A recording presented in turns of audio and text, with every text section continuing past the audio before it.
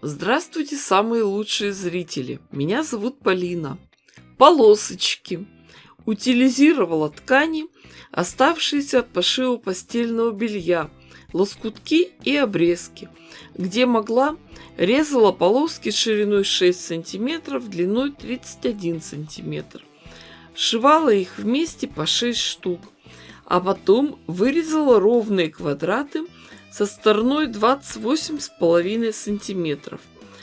Из такого набора полосок уже можно собирать интересное полотно, чередовать вертикальное и горизонтальное расположение.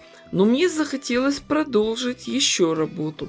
Для этого складываем квадраты попарно, рисуем диагональ, по обе стороны от нее прокладываем строчки на ширину лапки, а потом разрезаем между швами. И у нас получаются два квадрата с разным узором.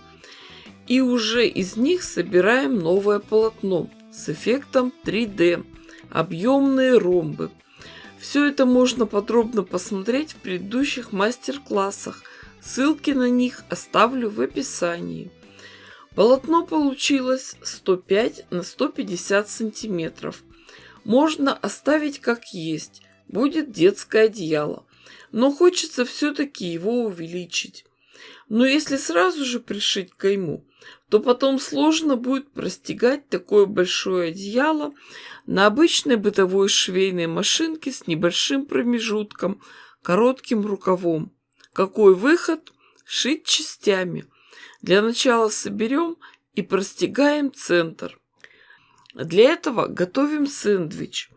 На ровной поверхности разложим ткань для обратной стороны. Сверху синтепон, а затем красивую лоскутную часть. Обратите внимание, обратная сторона и синтепон со всех сторон на пару сантиметров больше лоскутного верха. После этого надо тщательно сколоть все слои английскими булавками для квилтинга. Они изогнутой формы, очень крепкие и острые. Зацепили край. Потом очень аккуратно скрутим трубочкой и продолжим работу. Конечно, для того, чтобы полотно шло ровно, не провисало и не деформировалось под своим весом, воспользуемся приставным самодельным столиком. Подробно про него я рассказываю в отдельном видео. Но ничего такого сложного в конструкции нет. Все просто. При стежке хочется подчеркнуть узор из ромбов. Поэтому прошивать будем просто в шов, прямыми линиями.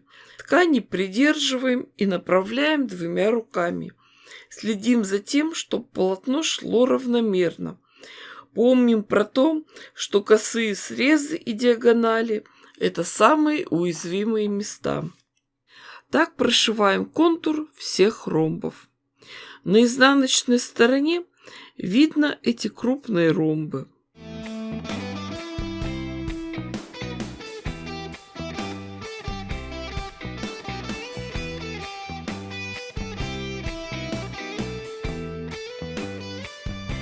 А теперь, когда сделаны основные швы стежки, выровняем края и отрежем лишнюю ткань.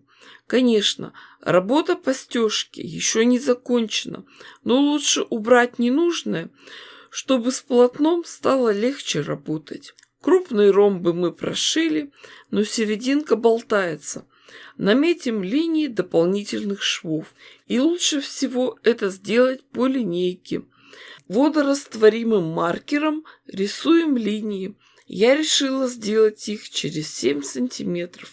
Шьем простой прямой строчкой, обычной лапкой. Прошили до угла, разворачиваем на иголке, шьем дальше. Конечно, следим за тем, чтобы ткани шли ровно. Когда прошили один ромб, нитки можно не обрывать, а по уже проложенным швам и строчкам переходить к следующему фрагменту. Рисунок получается ромб в ромбе. Вот так выглядит наша готовая простеганная деталь.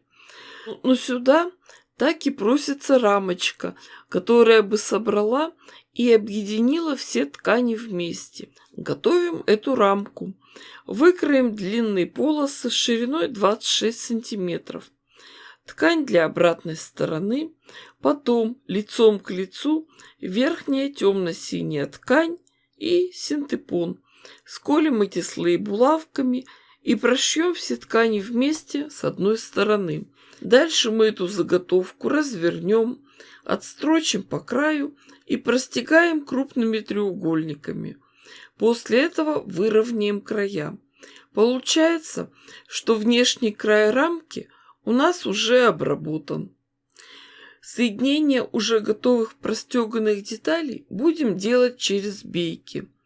Из темно-синей для лицевой стороны шириной 5 сантиметров, а для обратной стороны 3 сантиметра.